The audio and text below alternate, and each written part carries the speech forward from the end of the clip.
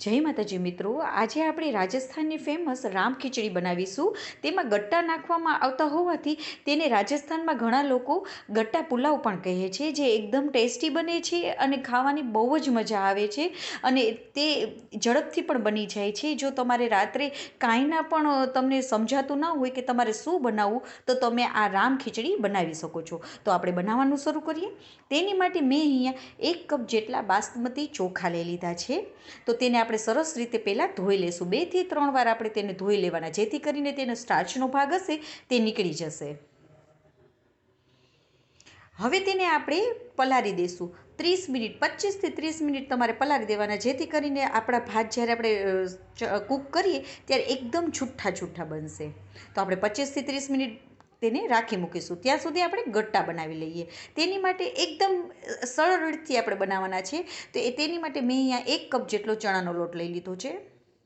તેમાં આપણે બધા મસાલા કરી લેવાના, જેમ કે જરૂર મુજબ મીઠું ઉમેરી દેવાનું, હળદર ઉમેરી દેવાની, લાલ મરચાંનો પાવડર, ધાણા જીરુંનો પાવડર ઉમેરી દઈશું, આખું જીરું ઉમેરીશું અને અજમો ઉમેરીશું, જેથી કરી ચણાનો લોટ છે તેની માટે આપણે પેટમાં ના દુખે, માટે આપણે અજમો ઉમેરવો જરૂર છે. હવે તેલ ઉમેરી દઈશું અને બધાને સરસ રીતે મિક્સ કરી દેવાનું છે. અને હવે આપણે થોડું થોડું પાણી નાખતા જવાનું અને તેનો ઢીલો લોટ બાંધી લેશું. બહુ ઢીલો પણ નહીં અને બહુ કઠણ પણ નહીં, તેવો લોટ બાંધી લેવાનો છે. તો એકદમ સરળ રીતથી તમારા ગટ્ટા પણ બની જશે. અને નાના મોટા બધાને આ રામ ખીચડી ખૂબ જ પસંદ આવશે. તો એકવાર જરૂરથી બનાવજો. હવે પાણી ગરમ જ લેશું, નવસેકું એટલે લેશું, જેથી કરીને આપણા ગટ્ટા એકદમ સરસ બનશે. હવે તેને આપણે નાના નાના ભાગ પાડી લઈએ પહેલાં.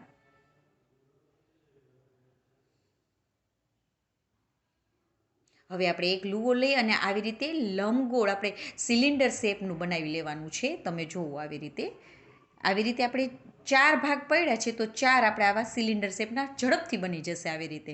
તો 4 એ 4 કરી લેશું આવી રીતે. તો છે ને એકદમ સરળ રીતથી તમારા આ ગટ્ટા બની જશે. હવે આવી રીતે આપણે 4 એ 4 બનાવી લેવાના છે. અને હવે આપણે આ બનાવતા હોય ત્યારે જ આપણે પાણીને ગરમ કરવા મૂકી દેવાનું છે. હવે પાણી આપણું ગરમ થઈ ગયું હોય તો આપણે તેમાં ગટ્ટા નાખી દઈશું.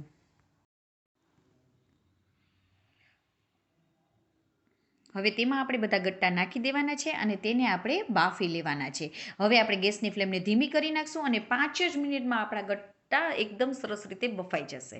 તો 5 મિનિટ થઈ ગઈ છે, તો તમે જુઓ થોડા થોડા બબલ આવી જશે આ ગટ્ટામાં. ઇન મીન્સ કે એ ગટ્ટા આપણા બફાઈ ગયા છે. તો તેને આપણે આવી રીતે લઈ લેશું. પાણીમાંથી નિતારીને આપણે આવી રીતે લઈ લેવાના છે. હવે તેને આપણે ઠંડા પડવા દઈશું. તો હવે 25 થી 30 મિનિટ પણ થઈ ગઈ છે, આપણા ગટ્ટા બનાવી લીધા છે. તો હવે ભાતને મેં પાણી સહિત, જેમાં પાણી આપણે પલાળ્યા હતા તે સહિત જ આપણે તેને ચડવા મૂકી દઈશું. 80% જેટલા ભાતને આપણે ચડવા દેવાના છે. તેમાં આપણે સ્વાદ મુજબ મીઠું પણ નાખી દઈશું. હવે ગેસની ફૂલ ફ્લેમ ઉપર આપણે તેને 80% જેટલા ચડવા દઈશું. તો તમે જોઈ શકો છો 80% જેટલા આપણા ભાત ચડી ગયા છે. આવી રીતે ભાત આવી રીતે આપણે કરીએ ત્યારે ભાંગી જતો હોય એનો મીન્સ કેવો કે તે ચડી ગયા છે ભાત. તો હવે તેને આપણે બીજામાં ચાળણીમાં કાઢી લેશું, જેથી કરીને તેમાં વધારાનું પાણી હશે તે નીકળી જાય.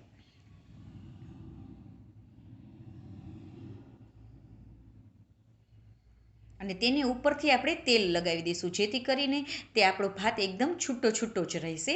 અને તેને આપણે હવે પંખા નીચે રાખી દઈશું, જેથી આપણા સાવ ભાત ઠરી જાય પછી જ આપણે તેનો વઘારમાં નાખીશું, જેથી કરીને જ્યારે આપણે હલાવીને ત્યારે તે ભાંગે નહીં. માટે આવી રીતે એક વખત હળવા હાથે હલાવી અને તેને પંખા નીચે રાખી દેવાનું, જેથી કરીને તે ઝડપથી ઠંડા પડી જશે.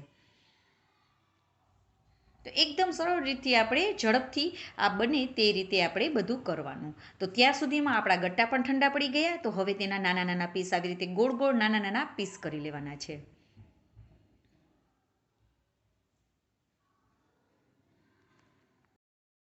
અને હા મિત્રો, જો તમને આ મારી રેસીપી ગમે ને તો લાઇક કરવાનું બિલકુલ ના ભૂલશો.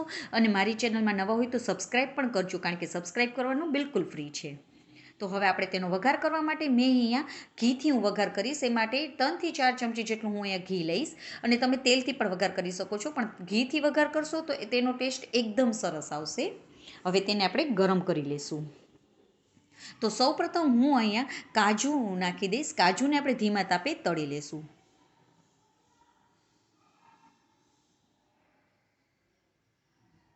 કાજુ આપણા તળાઈ ગયા છે તો તેને આપણે કાઢી લેશું.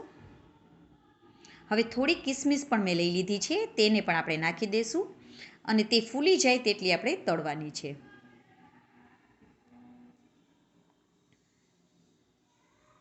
ધીમા તાપે જ બધી પ્રોસેસ કરવાની, જેથી કરીને આપણી વધારે આ ડ્રાયફ્રૂટ્સ તળાઈ ના જાય માટે. હવે તેને કાઢી લેશું. હવે આપણે જે ગટ્ટા છે તેને નાખી દઈશું. તેને આપણે 5 મિનિટ માટે તળાવવા દઈશું ધીમા તાપે. એકદમ સરસ રીતે 5 જ મિનિટમાં તમારા ગટ્ટા સરસ રીતે તળાઈ જશે.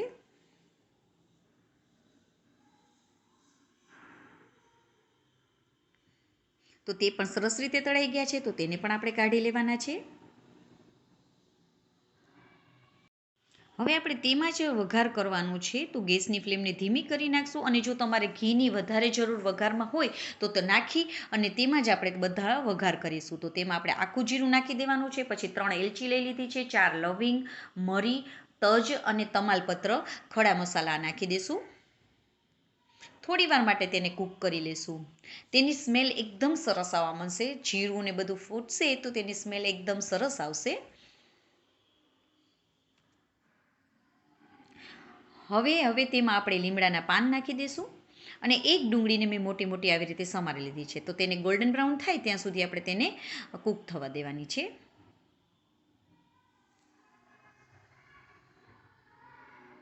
તો આપણી ડુંગળી પણ ગોલ્ડન બ્રાઉન થઈ ગઈ છે. તો તેમાં હવે આદુ અને લસણને મેં ખાંડી લીધું છે તે નાખી દઈશું અને લીલા મરચાંને મેં ઝીણું સમારી લીધું છે તે નાખી દઈશું.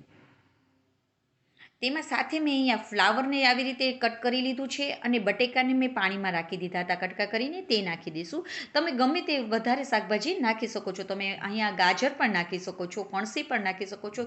તમારી ઈચ્છા મુજબ તમે શાકભાજીને વધઘટ કરી શકો છો. અને તમે શાકભાજી વગર પણ તમે આ રામ ખીચડી બનાવશો તો પણ એકદમ ટેસ્ટી જ બનશે. ખાલી ડુંગળી નાખશો તો પણ તેનો ટેસ્ટ એકદમ સરસ જ આવશે. હવે તેમાં આપણે મીઠું નાખી અને તેને આપણે ચડવા દઈશું. તેને આપણે ઢાંકીને 5 મિનિટ માટે ચડવા દઈશું. ત્યાં સુધી મેં અહીંયા અડધો કપ જેટલું દહીં લઈ લીધું છે. તેમાં આપણે હળદર,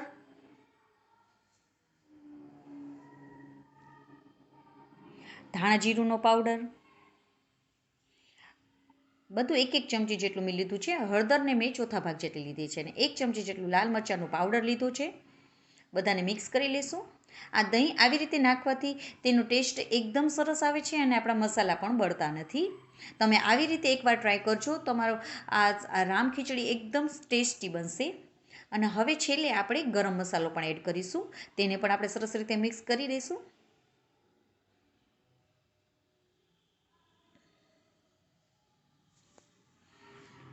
તો આપણું શાક પણ સરસ રીતે ચડી ગયું છે. તો હવે તેમાં આપણે દહીં રાખેલું છે તે નાખી દઈશું. મસાલો કરીને જે દહીં રાખેલું છે તેને નાખી દઈશું. ગેસની ફ્લેમને ધીમી જ રાખીશું અને તેને પણ આપણે સરસ રીતે કૂક થવા દઈશું. તેને આપણે હલાવતા રહીશું થોડી વાર માટે, જેથી કરીને આપણું દહીં ફાટે નહીં. અને મેં અહીંયા મોરું દહીં જ લીધું છે, તેનાથી તેનો ટેસ્ટ એકદમ સરસ આવે છે. અને જો તમારી પાસે દહીં ના હોય તો તમે લીંબુ પણ નાખી શકો છો અથવા ચાટ મસાલો પણ નાખી શકો છો. તો તેનાથી પણ તેનો ટેસ્ટ એકદમ સરસ જ આવે છે. તો આપણે તેલ છૂટું પડે ત્યાં સુધી આપણે મસાલાને ચડવા દઈશું.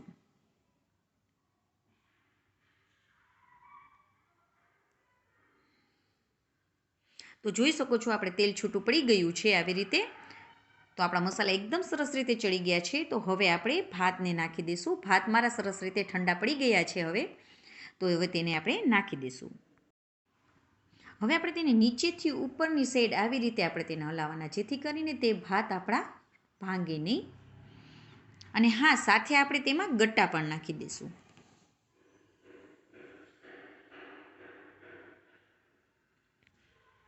તો છે ને એકદમ સરળ રીતથી તમારે આ બની જશે. અને સાથે ડ્રાયફ્રૂટ પણ નાખી દઈશું.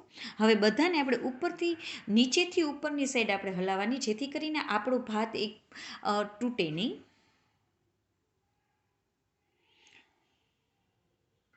તો આપણી રામ ખીચડી એટલે કે ગટ્ટા પુલાવ રેડી થઈ ગયો છે, જે રાજસ્થાનનું ફેમસ છે ફૂડ. અને એકવાર તમે જરૂરથી ટ્રાય કરજો, એકદમ ટેસ્ટી જ બનશે અને બધાને ખૂબ જ પસંદ આવશે. અને જો તમને આ મારી રેસીપી ગમી હોય તો લાઈક કરવાનું બિલકુલ ના ભૂલશો. અને મારી ચેનલમાં નવા હોય તો સબસ્ક્રાઈબ કરજો.